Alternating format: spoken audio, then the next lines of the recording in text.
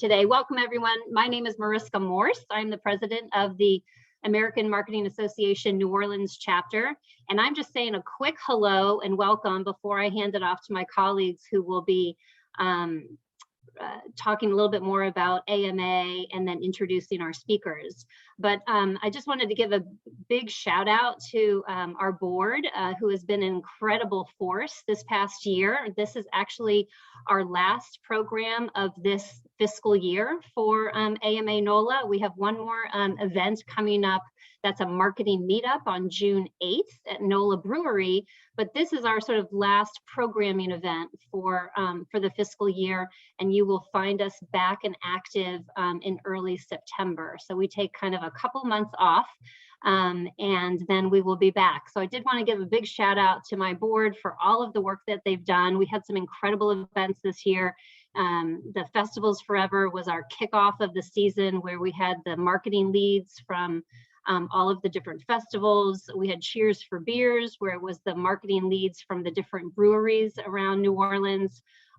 In February, we had the Super Bowl ads, where we had the lead principals from all of the top agencies in town and had a fantastic conversation. So it's been a fantastic year. If you're not already a member, I encourage you to do so. But again, welcome. So glad you're here, and I'm going to hand it over to Haley Pegg to take it. Thank you. Thanks, Mariska. Hey, everybody. I am going to go ahead and share my screen. I promise we're going to get into the good stuff real soon here, but I do have a couple housekeeping matters to go over. Welcome to our webinar. We are so excited. We have a really good discussion lined up for everybody today. Just a couple housekeeping things. We are going to be making this webinar interactive. So if you have any questions, please feel free to use the Q&A box. You can also raise your hand. You are automatically muted. Please keep yourself muted throughout to allow for us all to hear our speakers well. Unless, of course, you would like to pose your question verbally, then you can unmute yourself. And finally, we are recording this, so we will be sending out a copy of this to all attendees afterwards. Our next event, like Mariska mentioned, is coming up on June 8th. It's our marketers meetup. We do these monthly, but they're usually online. So this one is going to be a little bit more immersive. It's going to be more fun. We're going to be at NOLA Brewing, 6 to 7:30. Please register, come, just talk about all things marketing, what's going on in the world. And it will be our last event of this fiscal year, like Mariska said. So we're expecting a good turnout. Here's our little spiel about why you should join AMA if you're not. This webinar was free. A lot of our events are not free. If you are an AMA member, you get free access to all of the events and workshops, also downloadable tools and educational resources and templates, and also discounts. So if you are interested in learning more about membership, please feel free to contact us. We will put you in touch with our membership director. It is a good bang for your buck as well. It's only $149 a year for you as an individual, $29 a year for students, and $119 a year for groups or organizations. So it's actually the lowest that prices have ever been. So now's the time maybe to join for the next fiscal year. We will be starting back up in September. And of course, follow us on social media. This is a social media webinar. We are marketers. We love social media. Stay connected with us. And with that, I am going to turn it over to my fellow board member, Branda Johnson, who is going to introduce our dynamic panel of brilliant women and get us started.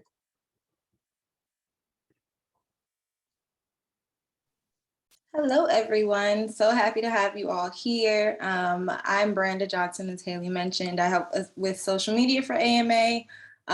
So I'm just gonna honestly just hand it off to our speakers now to get them started. So let's introduce yourselves. We'll start with Meara.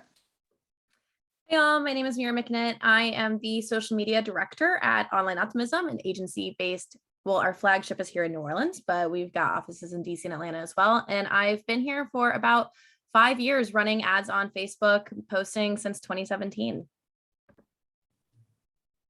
Okay, Melinda. Hey everyone, I'm Melinda Daffin. I'm manager of digital content for Ochsner Health. I oversee a team of about 10 people who manage all of our Facebook pages. We have about 19 Facebook pages for Ochsner since we're so big now. We're all over Louisiana, Mississippi, and Alabama.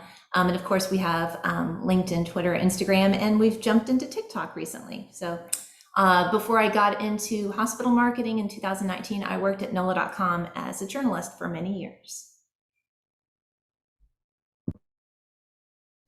Andy. Sorry, I was expecting SJ to go next, so I was just like chilling.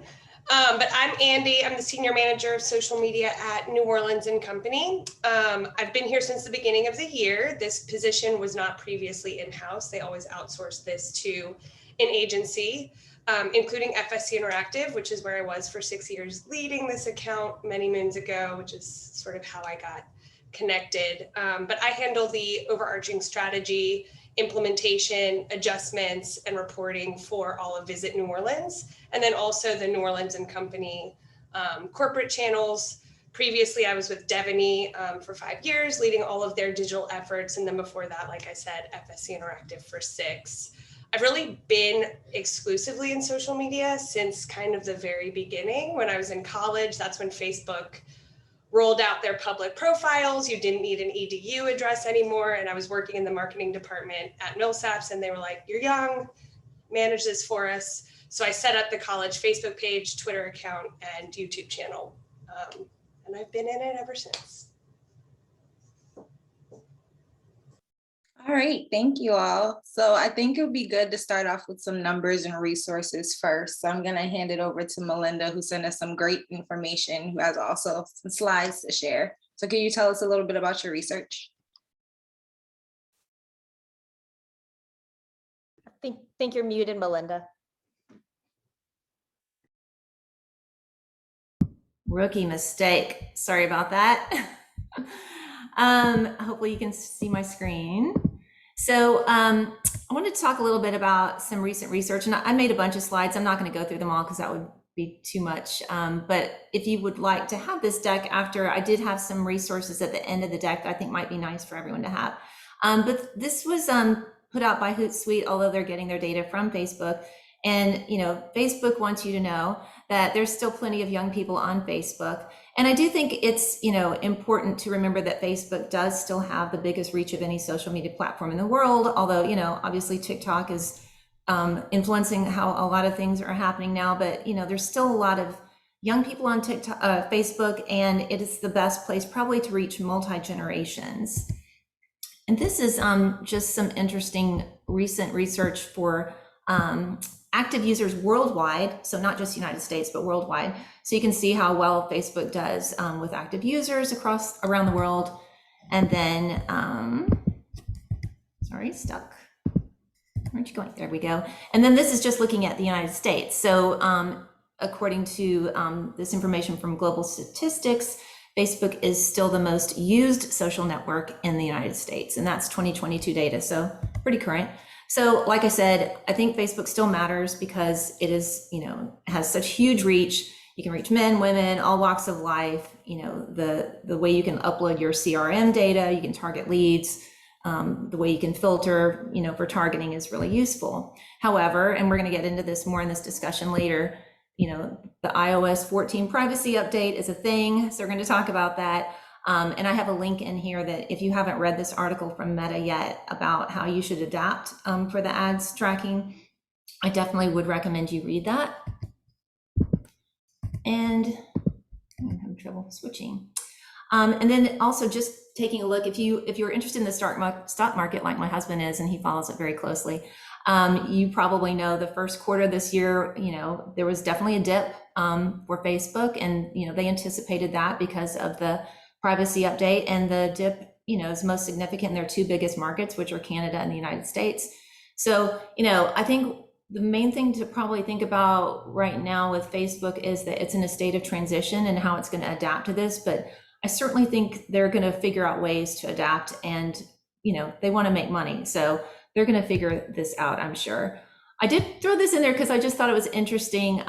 There's a study that just came out, maybe you saw it in the news, that targeting on Facebook is inaccurate 30% of the time. Now, the study sample that they used was very small, so whether this is, you know, super accurate or not is maybe up for debate. But I think probably most of us would agree that Facebook targeting is either like extremely way off or extremely accurate. Like it seems like they can read your mind sometimes, but I do get ads served to me from time to time that seem really weird. And then obviously we need to pay attention to TikTok. The growth is crazy. If you haven't created a TikTok account for your brand yet, do it. Even if you think it feels kind of funny and you're not completely sure what you're doing, you know, like Ochsner definitely. This is a kind of a big jump for a somewhat more conservative brand for us, like us, but we've dipped our toe into the TikTok waters. And I have some takeaways about video. The one other thing that I wanted to mention before I stop presenting these slides is that, well, I do think Facebook is still really important. And for us at Ochsner, it's definitely the place where we spend the most advertising dollars. You should definitely take a look at some of the smaller platforms for spending money, including Snapchat and Pinterest, because Instagram and Facebook are so thoroughly saturated with ads. I mean, I don't know about you, but when I look at my Facebook and Instagram feeds, I get a lot of ads. And so sometimes people can get a little fatigued by that. So Hootsuite recommends looking at some of the smaller channels for spending some of your money in 2022. And I'll stop presenting, but be happy to share this whole deck with y'all later, including the resources at the end if anyone is interested. Thank you for that, Melinda. That was actually, of course, getting the numbers is always very helpful. And I do want to remind people to leave questions in the chat just in case you have them. So since you mentioned the ad spend and all of the good things, the algorithm specifically is always our favorite and least favorite thing to talk about. So how has the algorithm really affected companies who are trying to market to, especially on Facebook, of course, since that's what we're talking about? So the algorithm problems, let's jump into those. Who wants to start first? Meara. I have something, if I can start, and then we can, Meara. I definitely still think Facebook is pay to play. We see huge drops in impressions and engagement in organic when we stop our advertising, like so significant that we have to spend money all the time. I think you kind of nailed the, concept though. It's like the love-loathe part of this. It's very psychological, trying to figure out the algorithms and like what's working in the organic space and what's working in the paid space and how they're working together. And it's like a never-ending dance. But Facebook, if you're not spending money, you're definitely missing out on huge opportunities in the organic space, in my opinion, depending on, of course, your industry, your audience, and then who you are as a brand. For us as Visit New Orleans, we're competing with every other destination in the country. We have to be spending money in order for our organic content to be even close to the same like reach and engagement as it was, I'm not going to say last year because last year wasn't a real year, but like 2019. So. Yeah, so totally agree.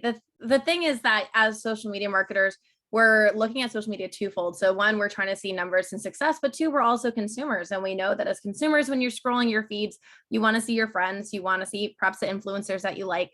And Meta, while they're not the best at listening to what we want, that is one of the things that they're trying to work on. And so they are prioritizing original content, smaller users, like personal relationships, and deprioritizing brands. If you look at the data, certain industries are seeing extreme drops. Like I know that like architects and like interior design are still doing pretty well, but healthcare not doing great. So it really is that the organic spheres of it are more about community building, whereas finding new people is when you need to spend. Isn't the organic reach now something like under 5%? I know that the average engagement rate right now is like 1.3%, and I think that the average reach is about 3%. SJ, go ahead. Mm-hmm.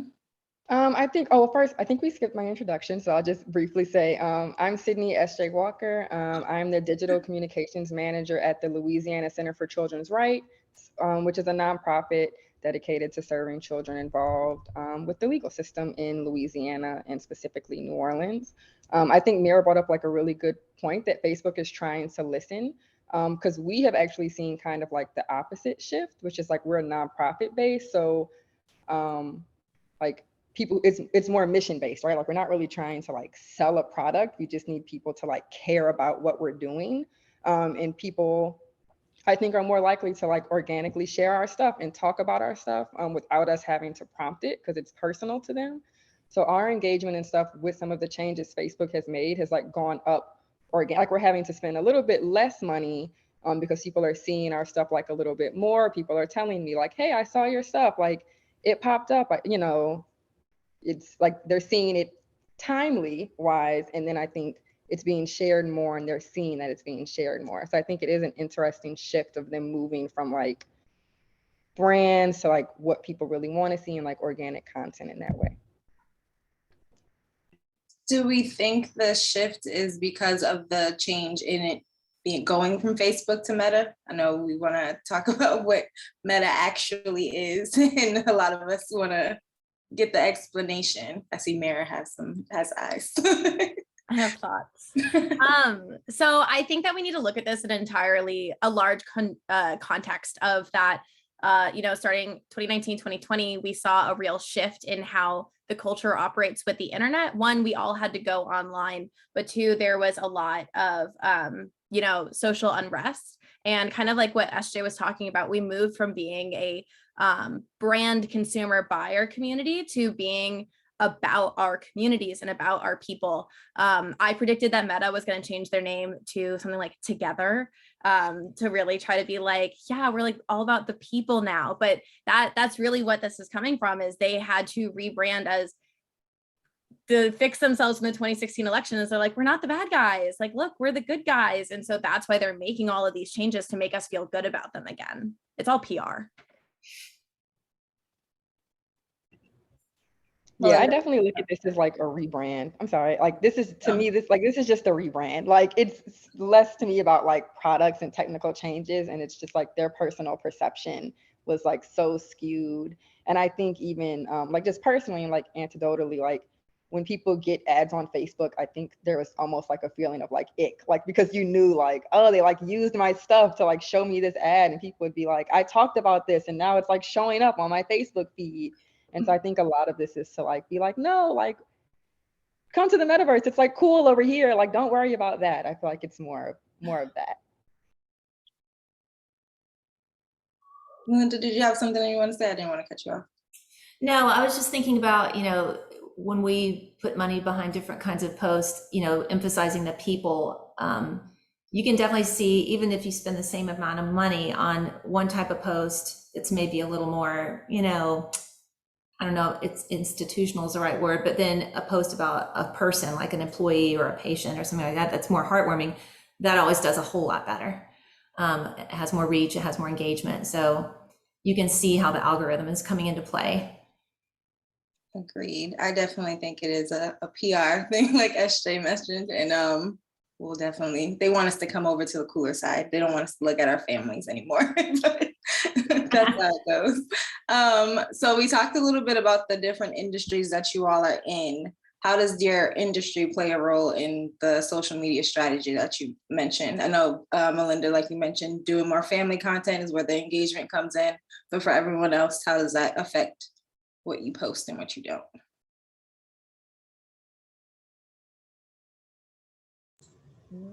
SJ? I'll go because it's interesting for us with like the nature of our work, because I think like ideally in a perfect world for a nonprofit, we'd want to post like client success stories and like client stories and show our clients, except we can't because our clients are minors.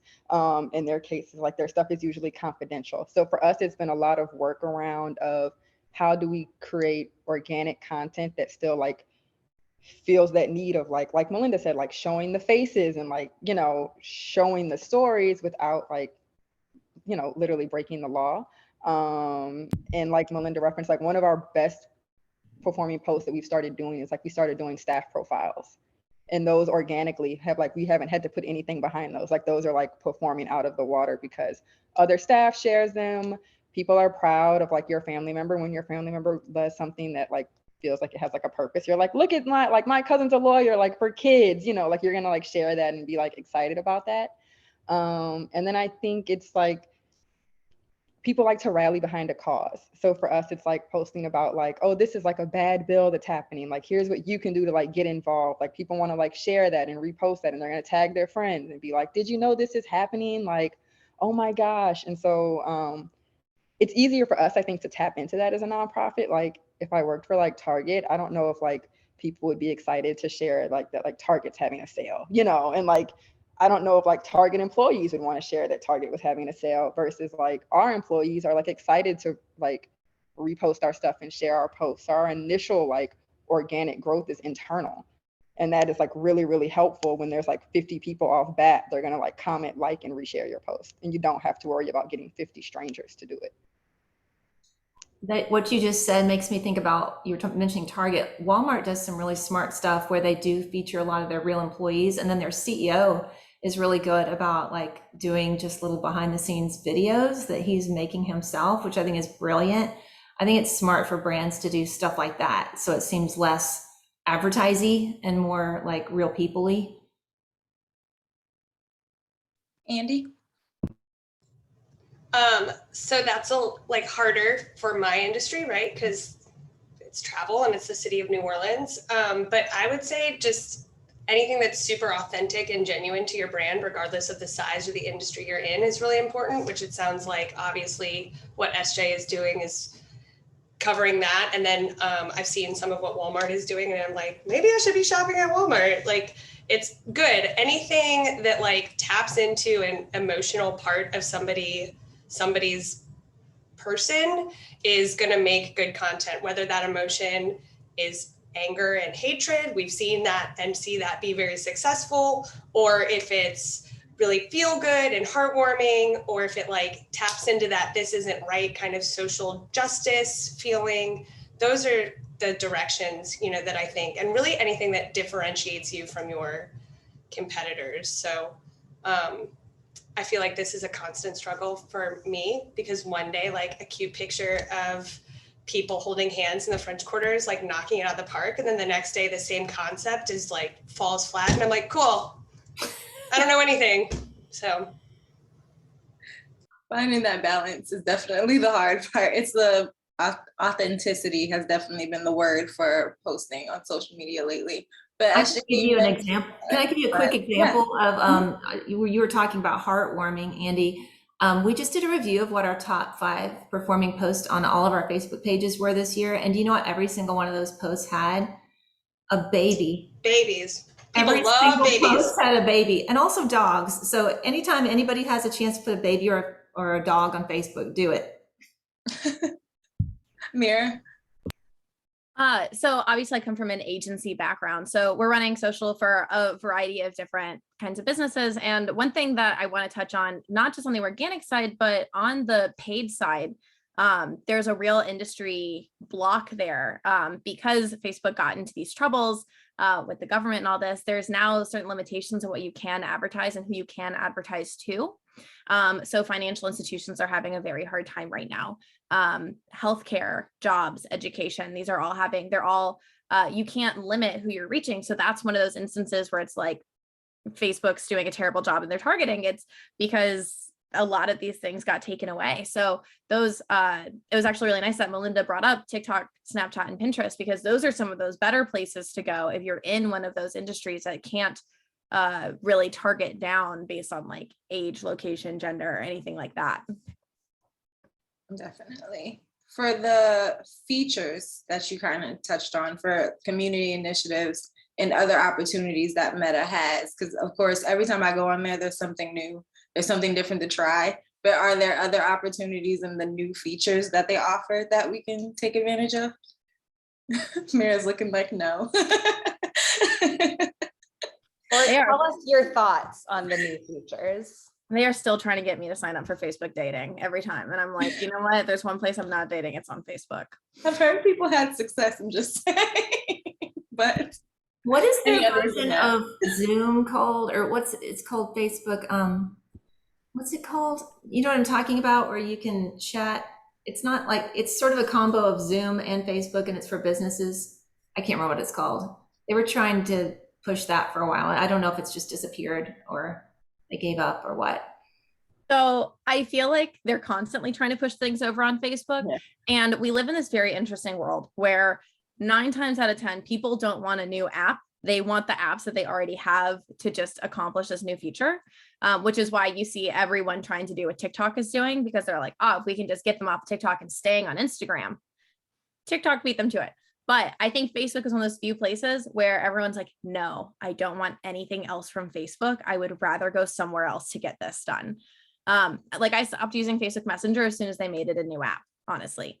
But Facebook puts in the weather and I'm like, I don't need to go to Facebook for this. SJ? Yeah, I think Meara's point, like Facebook has made itself very not user friendly. Like it keeps making itself like more confusing. Like it took me a while to realize they had moved Facebook Messenger. I was still getting like the notifications where they were like should have been, but I would click it and it wouldn't, like it was just like a weird thing. And I think we're in a time now where people want things like easy and they want things to be like accessible the way that they remember them being inaccessible. And when you like move a button or like change a name of something, that like throws people off. Like people are upset that they stopped calling, like that the news feed is now just a feed. People are like, what does that mean? What does that mean? Like, and it's like, it doesn't mean anything. Like, it's just they just dropped a word. Like it doesn't change any functions. And I think Facebook keeps changing like titles and functions. And people do not like that like you have to change one or the other. When you're changing both constantly, it makes people, I think, really overwhelmed. And especially now when it's like, you can go on Twitter and it stays, well, who knows what's gonna happen on Twitter, but it stays, you know, fundamentally like the same. Like you scroll and you like and you retweet and that's it, you know, and then you go back to Facebook and now something's different. And it's just like, I think it's overwhelming. SJ, do you think they dropped the word news from newsfeed because news sounds like negative and they're trying to make it sound, they're trying to be more like you're saying, Meara, about, you know, the PR campaign about making it more warm and fuzzy? Yeah, I think that was tied in because people, there was, I think, I don't want to use the word uproar, but like criticism that they had been like promoting like purposely like divisive news information because that was like, people get riled up and then, you know, engage with it more. So they were kind of just like bringing that stuff to the forefront. So I think it was, like Meara said, like a PR shift of like, okay, well, we're not going to show you guys news. Like, just, you know, look at your aunt's cat and it's like, fine. But they didn't like actually, you know, change that. It's just like, it's a rebrand. It's kind of, it's just a PR stunt. So I will ask, well, I know one of my favorite features about Meta Facebook is the groups aspect. So that's one of the main things that I use when I go on there personally and professionally. So that's one of my favorite features is groups. Since we've been talking about the things we don't like, are we things that we still like about Meta? Yeah, I'm a huge groups user. That's the whole reason that I still go on Facebook. So it's really great as usual to do that. Honestly, as a marketer, building groups, like I said, the organic side of Facebook is really about fostering your communities and building your relationships. So having groups there, like Andy, I imagine that y'all might have a New Orleans group that you run for frequent visitors. If not, it's something that people would probably want to do. But then you go over to the full marketer side of Facebook and they've moved everything. I know that they just changed the creative suite again. In my groups right now, people are freaking out, asking how they can do their payouts and how different things can happen because it's all gone and all changed. And so, honestly, I don't even touch that side of Facebook when it comes to features. We use Sprout. It is just so much easier to just pay for a tool that's going to do it for you than to fight Facebook every month when they change things. Anyone else like another option? Andy? I saw a question about the business suite's email marketing tool, and it made me kind of think, like, if you're thinking of these platforms as businesses, Facebook is like the Walmart, where it's like one-stop shop. Come in and get everything. But not everything in the store really is like the quality that you want. You're paying or you're whatever doing for the convenience, and that just is not a great approach to marketing. So think of Facebook as like you're popping in to get a cheap pair of shoes or whatever it is that you do at Walmart, but you're using MailChimp for email, or you're using Constant Contact for email because that's the butcher with the good meat. And you're using this tool for that because that's the, you know, locally grown produce. So I would really, just like everybody else has said, steer away from using the shiny new tools that Facebook or Meta is dropping. because chances are there's a tool that's been out there for so much longer that's going to give you more options and give you better reporting, which as marketers, you should be really focused on. So whoever asked that, don't do it. I also noticed, well, you're talking about all the new tools. I also wonder how long some of them will last, because they announced, I think in January, they were going to, maybe it was a little earlier, that they were going to do Facebook podcasts, and they just announced they're dropping Facebook podcasts. So it's like, I'm glad we didn't because we do podcasts, and I was like, oh, maybe we should, try doing them through Facebook. And now I'm glad we didn't bother learning how to do it through Facebook, since they just got rid of it. I am not going to lie. So I was born in 95. I consider myself a cusper between millennial and Gen Z. There are so many times that Facebook rolls out a feature and I just look at it and I go, no one's going to do it. And we just don't. And it's 9 times out of 10, it's been correct. No one cares. They realize that no one cares. They drop it. And it's just not worth your time when time is money when you're marketing. Okay, so speaking of the big changes, when iOS 14 came out, and the privacy changes affected everything, I think, what was your pivot for your industry and what you had to do, and how can people move forward in creating ads for the future? Meara. Yeah, so I had a bunch of accounts that were affected by this. It really just came to pivoting our targeting strategy for a lot of them. So we had to go more broad, be less specific, kind of had to have blind faith in the algorithm in Facebook. Even though we know with that study that Facebook doesn't always target perfectly, we also know that Facebook wants to make money. The way that they make money is keeping advertisers on their platform. So they're going to do the best that they can to get your ads to who they need them to go to. The biggest part has honestly been reporting and attribution. We really lost that. And so for a lot of that, we've just changed platforms. We have one client that really, it has to be younger people, and a lot of them are iPhone users, and we couldn't retarget them great. We couldn't do a great job, so we moved to Snapchat. We have a really good question from Trent in the Q&A. Can you speak to the efficacy of assigning mass hashtags to posts? Hashtag AMA, hashtag social media, hashtag NOLA, hashtag lunchtime learning. I'm going to say this probably has something to do with which platform you're using, but I will leave that to the experts if anyone wants to take that. There was some new research just came out about Instagram and hashtags, and how, it said for really big brands, using too many can actually be detrimental. So they recommended not going crazy. I think their recommendation was something around 5 maybe. So just not going insane, like using a more limited number of hashtags, making sure they're ones that people actually use and that are easy to remember. But I think you can definitely do too many. Yeah, I think I've seen the new numbers like 2 or 3. It changes every day. Meara? So the head of Instagram, I can't remember his name right now, but he's very active on Twitter and Instagram. I recommend following him. He's always putting out product updates. He kind of let it slip that hashtags do nothing. And I followed along really closely with this. And basically your hashtags are categorizing your post. They're not increasing the reach of your post. So it's not getting it put at the top of the pile. It's just getting it filed in the cabinet. So it's not really doing anything. You need to be using like your stories and your reels to reach people, and not your hashtags. We have a challenge with, we call our different service lines our clients. A lot of them are very enthusiastic about hashtags and would like to use lots of hashtags on every platform. And sometimes it can be, a little challenging explaining why they are. Sometimes they seem almost more like decoration than utility, especially on certain platforms. So any advice on convincing clients why they maybe aren't as successful is totally welcome. That might be a whole different webinar. But I love them like the way putting it in the cabinet and as decoration, they really have kind of turned into that. But SJ, you had something as well. Yeah, to jump off of what Meara said, what we've been doing is using hashtags more as like do we think people will maybe want to find this information later? And like, will this be relevant if they're looking for it? And, you know, like, do we want people to be able to find this in like 6 months, right? If we're posting like 6 times a week on Instagram, like that's going to get like lost in the bottom and everything can't go in a highlight and, you know, stuff like that.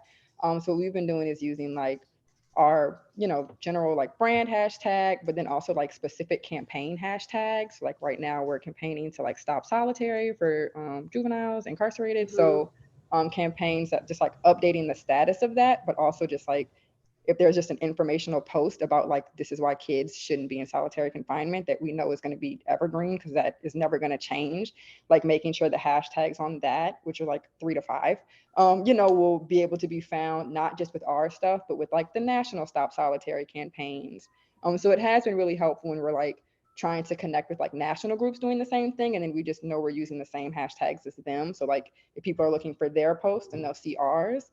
But like Meara said, as far as like our hashtag posts don't perform any different like engagement wise or impressions wise than the ones that we don't. Andy, you said hashtags don't belong on Facebook? Yeah, no, they don't. They never have. No one ever used them when they were initially dropped in as the same kind of like search and filter functionality from Twitter. They don't belong there. They should not be in your ads, my humble opinion. So I wouldn't recommend an A/B test using hashtags and not using hashtags. That's just personal opinion. But yeah, don't use hashtags on Facebook. Yeah, I agree. I feel very strongly about this. I'm not sure if you can tell. I agree. So as far as, since no hashtags on Facebook, as far as the other platforms are concerned and marketing on those, I know everybody kind of gets confused about which ones they should be using. Should they use all of them? So what are your thoughts on marketing on the other platforms? I mean, definitely Twitter. That's where hashtags were born. That's where they were bred. I certainly, for sort of filing away and categorizing your content on Instagram, I think they work as well. I would certainly advise against like the bulk import. This was definitely something we used to practice, and obviously we've seen it change, but like not every post on Instagram needs the 7 hashtags that you add to every post on Instagram. You should really try to focus on what that post is about and then find the relevant and appropriate hashtags for that piece of content. It's not as easy, right? You can't just copy and paste from a note in your phone, but it's going to help in the long run for the content itself and for your audience and for any new audience members who might find you. So as far as ads go with the additional platforms, what's the best way to get bang for your buck on, say, Instagram or Pinterest even? What are your opinions on those? And actually, what's the best advice of which platforms people should be using that can help with ads? I think you need to know your audience. Yeah.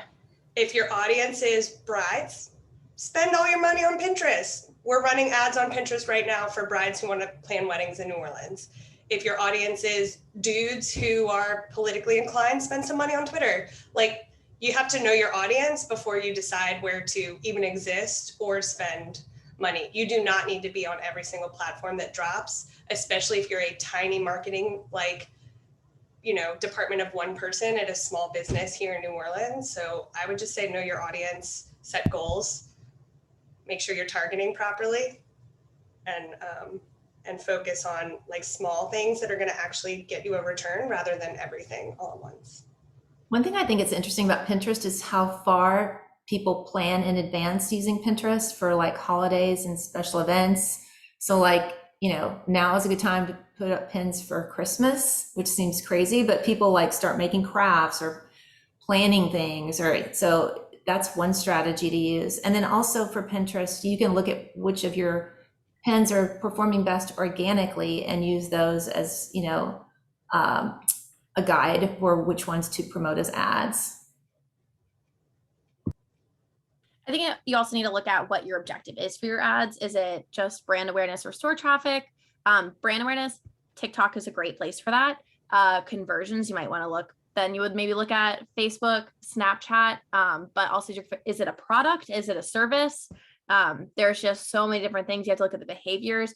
Why are people going on that platform and doesn't align with what your advertising thing is?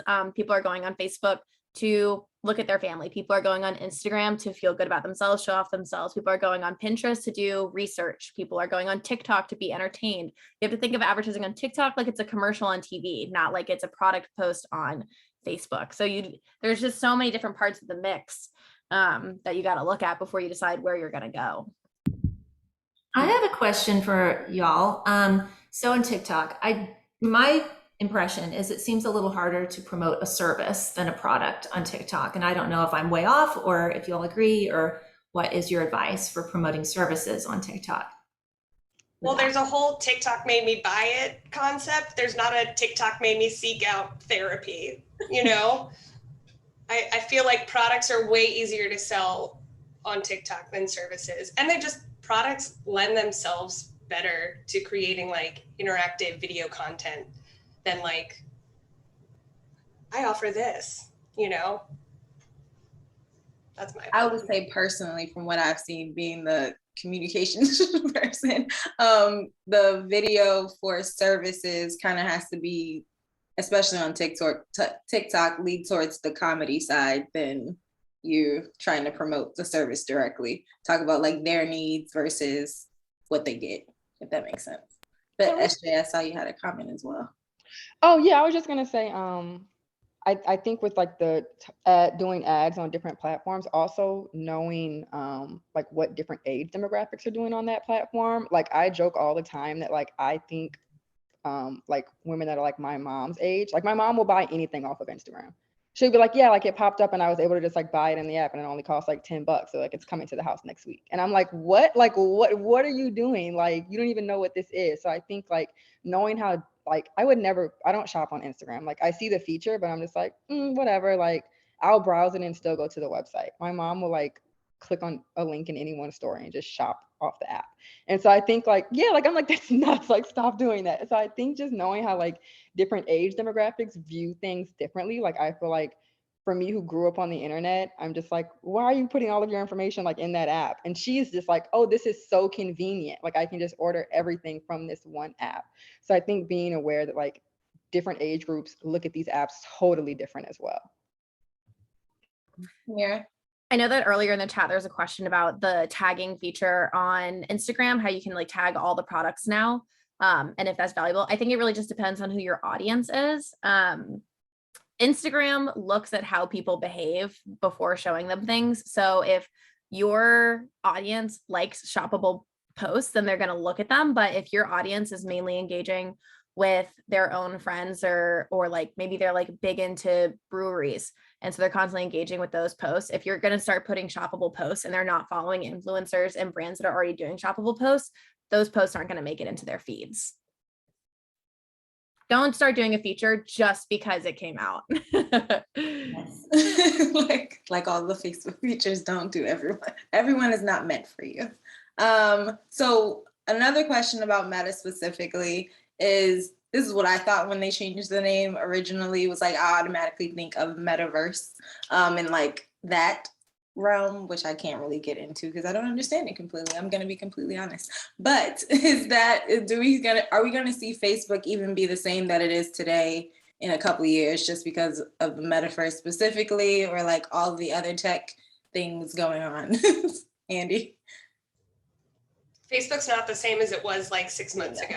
It will definitely not be the same 2 to 3 years from now, but that may have nothing to do with the change from Facebook to Meta. But yeah, I mean, we could be having an entirely different conversation even just 6 months from now about any social channel. Like 3 years ago, did anybody think TikTok was going to be what it is today? Okay, Meara did. But like, I don't know how many of you are old enough to remember Vine, but I remember when that came out, I was like, this is going to die. Like, it's going to die. And it died. Like there are new things all the time that crop up and platforms change, and some of them take off because they're designed really well. They're easy to use. They target the right people. And then once the right people join, more people join. But yeah, Facebook is definitely going to change entirely, probably. I think it'll do whatever it needs to do to make money. You know, it'll continue to change so that it can make as much money as possible. And they'll do whatever it takes to keep you on the page as long as possible so that you can see as many ads as possible. Meara. One, I just want to say I joined TikTok in January 2019. I was trying to get everyone I knew on that app. It was embarrassing to be there at the time, but it was great. But no, so I actually just went to Social Media Week last week, which is a conference ran by Adweek. And the VP of the Americas for Facebook was there. And the way that even she talked about Meta was, we're not, or into about the metaverse. It's just like, we're not there yet. Metaverse is for like 5 to 10 years from now. So, and I don't trust Facebook to take 5 to 10 years to do anything. I think that they'll give up before that happens. And I also think of the metaverse, I'm very hesitant about it. I met a girl who was actually a senior at NYU while I was there, and she's doing her thesis on the fact that every single piece of media that has something comparable to the metaverse is a dystopian. It doesn't seem to be a good thing. And I think that there's a much larger conversation that could be held about like the moral obligations of marketers to say when things are bad and when we just won't participate in them. And I think the metaverse is a big opportunity for one of those conversations. SJ. Yeah, I did a lot of research into the metaverse. I think I, like Meara, I'm like very skeptical of things like that. Like, I'm just like, why do we need this? But I read a lot of articles and I watched a few really interesting videos on it. One of them was just a reporter that spent like 24 hours in the metaverse. So she just like went and checked into a hotel, like had the goggles and just spent 24 hours in it. And her initial response was that it's like, it's clunky, it's awkward, it like feels very like you know it's not real, you know what I'm saying? So it's just like a weird interaction space. In the other article is a woman who spent a few hours in the metaverse and was like being like assaulted basically, like in like be like full of racism, and like she was like it was a nightmare and there was nothing to do to police it. And she was like, you know, there's supposed to be rooms that were for kids and people were in those rooms being highly inappropriate and there's like nothing to like monitor that. So I think with any area of the internet, you have to be like very careful that it doesn't turn into just like a cesspool of like the worst of people. And I think the metaverse could very easily turn into like people that are not happy with their current reality for maybe reasons that are not even justifiable to begin with. So they've like seeked refuge in this metaverse and it just turns into like a very negative, very bad place, which seems like from most of the stuff I saw is already kind of happening. Like it's not being used in its intended way. Wow. Andy?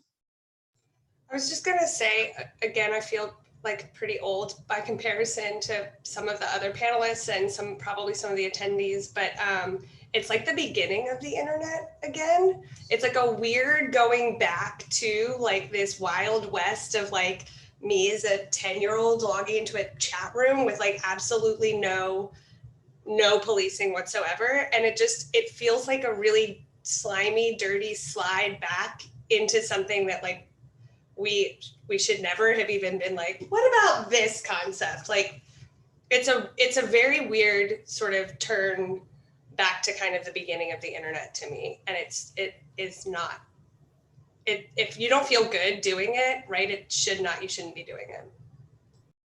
So necessarily we don't have to start tomorrow planning for strategies for metaverse is what you're saying. Yeah. That's what I get. Okay. So I guess since we're rounding out on time, I will ask each of you, what skills or knowledge will social media marketers need to obtain to be successful social media marketers over the next few years as everything continues to change and maybe we have to eventually step into the metaverse? What does that look like from each of you? We can start with Melinda.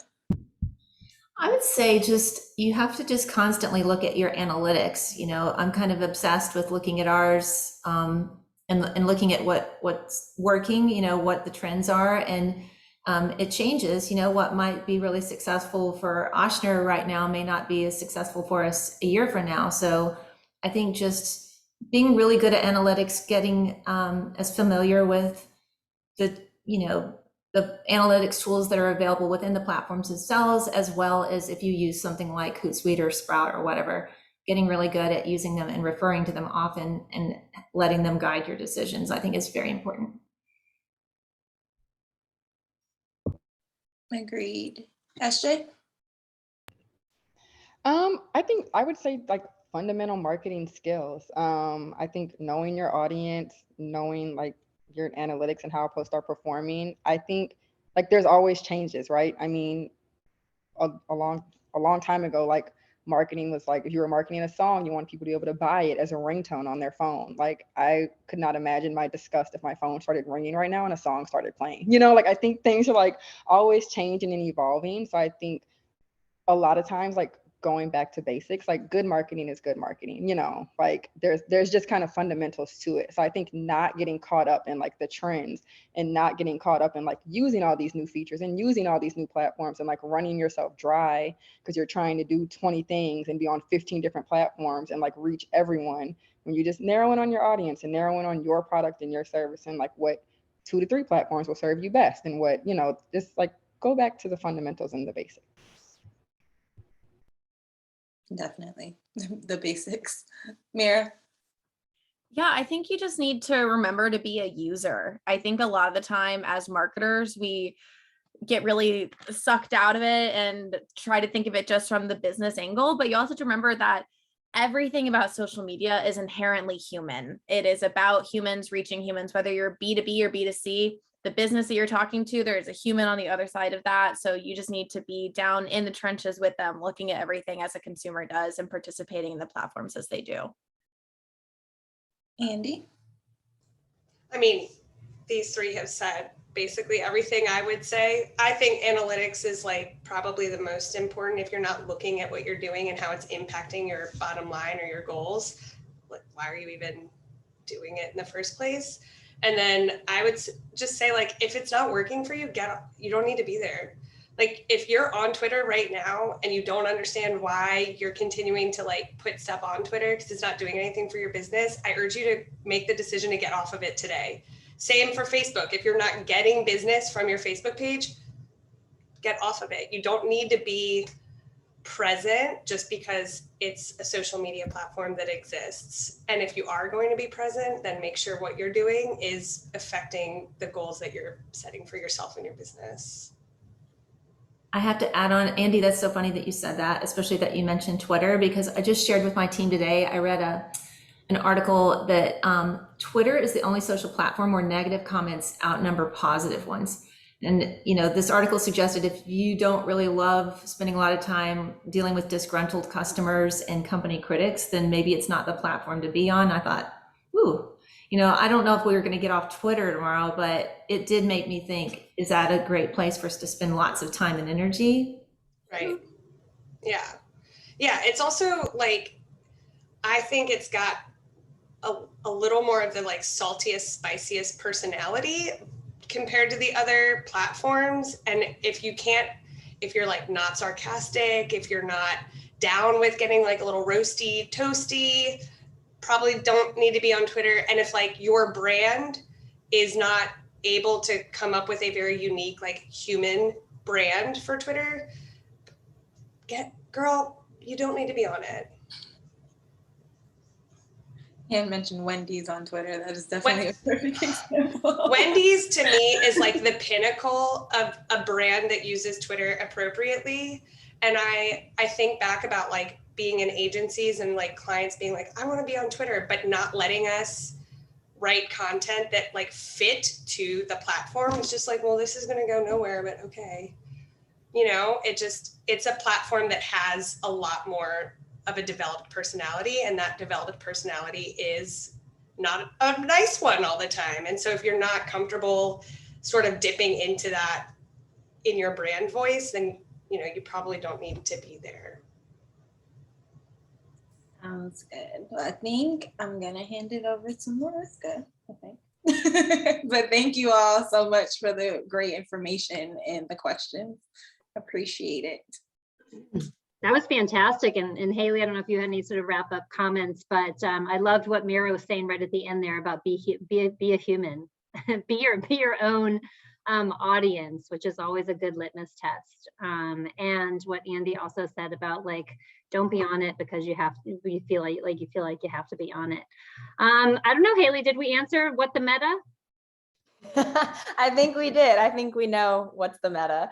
Yeah, that was absolutely fantastic. I'm going to use my notes from this webinar to help me in my future marketing career. So I really appreciate everyone's expertise and everybody for joining us. Like we said, we will be sending out a recap email. We'll add Melinda's slide deck and a recording of this for everybody. Don't forget to register for our next marketers meetup at NOLA Brewing. That's going to be on June 8th. And I think that's our show. Anything else?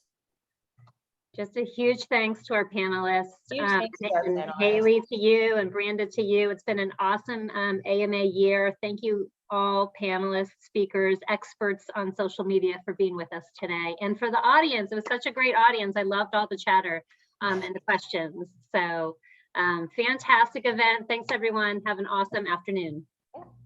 Thank you. Thank you.